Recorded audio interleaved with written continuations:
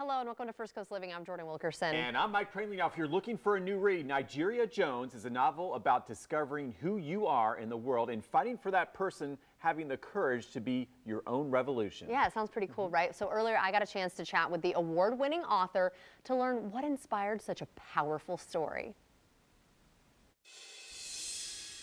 I wanted to tell stories that we don't often see in the media. Part of writing for children is exposing them to different kinds of worlds and different kind of kids. And sometimes kids want to see kids who look just like them or kids who look very different than them or have different home lives. And I like to say books are windows, mirrors, and sliding doors. Sometimes you want to look through a window, sometimes you want to step into someone's shoes, and sometimes you just want to see a reflection of yourself in a book. Beautifully said. So is Nigeria Jones inspired by anyone in particular or by a bunch of women?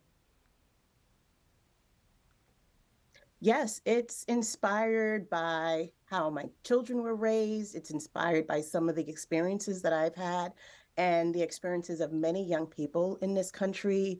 A lot of kids are raised very differently. They have different home values, and sometimes they clash with the kids in their neighborhoods or in their schools. And I wanted to highlight the story of one girl who is trying to grapple with how her father raises her and how the outside world really is. Yeah, so I imagine there are some parallels then between your protagonist who's living through in the novel, you know, what they're going through, and to what some young adults are dealing with right now, especially in our country, right? Yes, of course. Sometimes you don't agree with what your parents believe, or your parents believe things that make you feel isolated amongst your peers. And I Mhm. wanted young people to feel seen in the story of Nigeria Jones.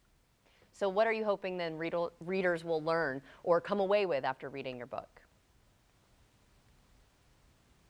I really hope they learned a little bit of our history, American history, Haitian history. May is Haitian Heritage Month, and there's a lot of overlap between the history of Haiti and the history of America. And I want young people to start wanting to learn for themselves. And after reading the book, they want to do their own research and maybe feel empathy for people who are raised very differently, or maybe feel some satisfaction in knowing that they're not alone. And as an award-winning and best-selling author, do you find that you're drawn to write about certain topics?